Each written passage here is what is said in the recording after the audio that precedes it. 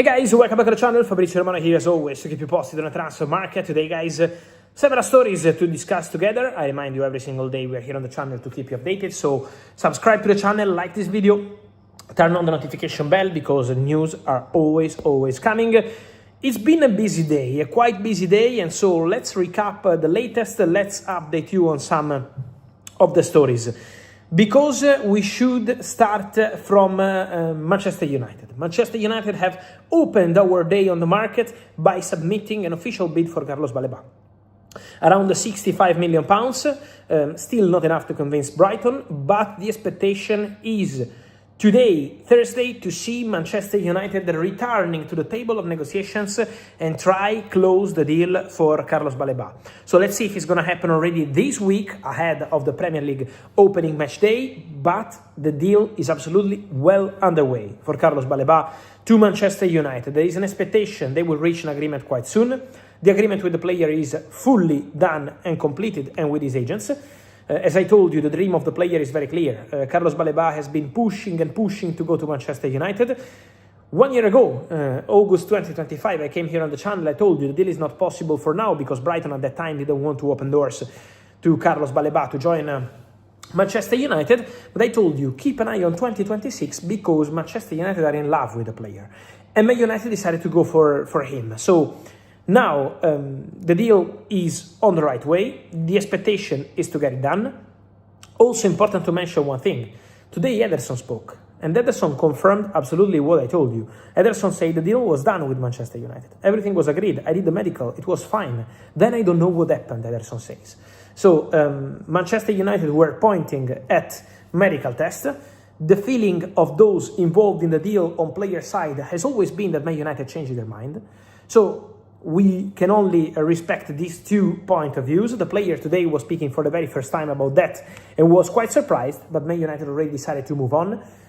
Man United signed Andrei Santos, Yuri Tielemans, and the expectation is for the next one to be Carlos Baleba. So, on that way, and then Man United will do more, because Man United are not done yet on the market, and this is the way to go for a left back, and let's see what happens up front if Zirze leaves. So, it could be 2 more signings after Baleba for Manchester United. 1 left back, I would say almost guaranteed, and then 1 more striker only if Zirze leaves.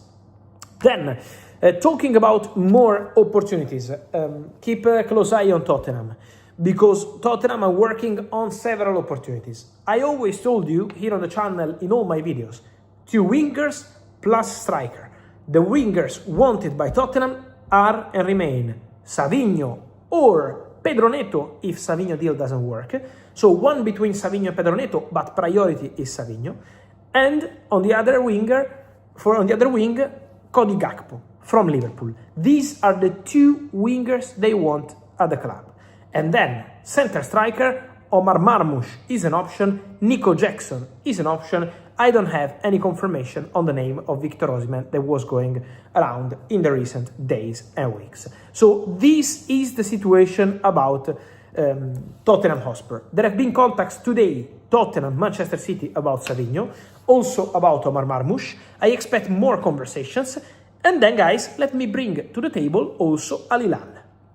Because Al Hilal are also in the race for a winger, and so now when you arrive to the final weeks of the window, it's quite obvious that the same players are target for both clubs, because when these kind of clubs are looking with kind of same budget to the same kind of player, it's obvious that they are managing similar options. So Pedro Neto is the backup if Savio doesn't work for Tottenham, but is also an option for Al Hilal. And another name being considered by the Saudi club is also Gabriel Martinelli. Gabriel Martinelli preference would be to stay in Europe, but from Saudi, Al Hilal are showing some interest.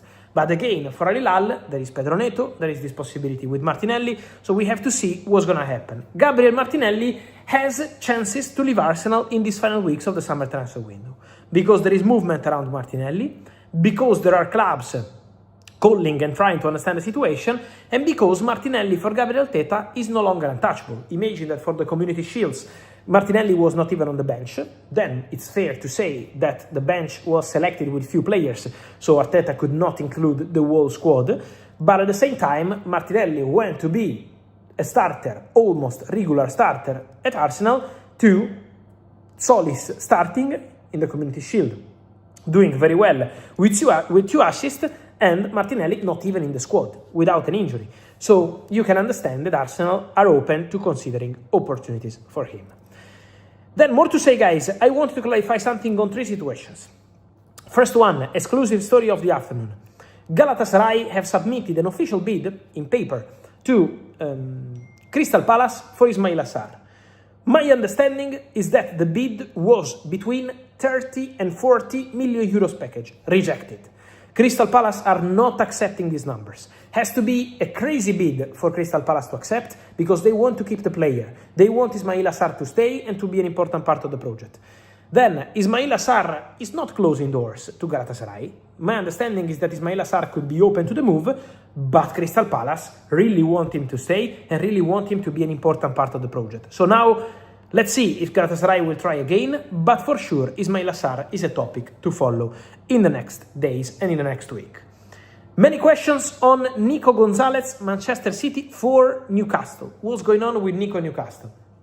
On Nico, my understanding is that Manchester City are quite open to doing business with Newcastle United about Nico Gonzalez. So for Man City, despite being short in midfield, Man City are not closing doors to the exit of Nico Gonzalez. Has to be the right proposal, but Man City are not closing doors to Newcastle.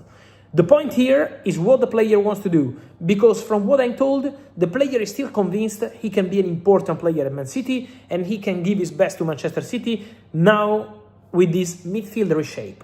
So, at the moment, the point is on player side. City could be open to letting him go for the right money, but at the moment, with Nico, he's convinced he can do more at Manchester City. So let's see what's going to happen also with this one for Newcastle in terms of new midfielder. And then I also want to clarify something on Julián Álvarez, because, guys, today also the director and the president of Atletico Madrid, the director Alemani and the president Cerezo, made clear that Julián, again, is not for sale. The president said Barcelona knew since May that the player is not for sale. Matteo Alemani, the director, said, our CEO spoke in public, that's it, it's over. So Barcelona understand now that the Julián Álvarez deal, despite waiting, hoping, and showing Julián how much they want him, is simply not developing. So at the moment, the Julián story is completely freeze for Barcelona, and the player is considered and expected to stay at Atletico Madrid, as the club has mentioned.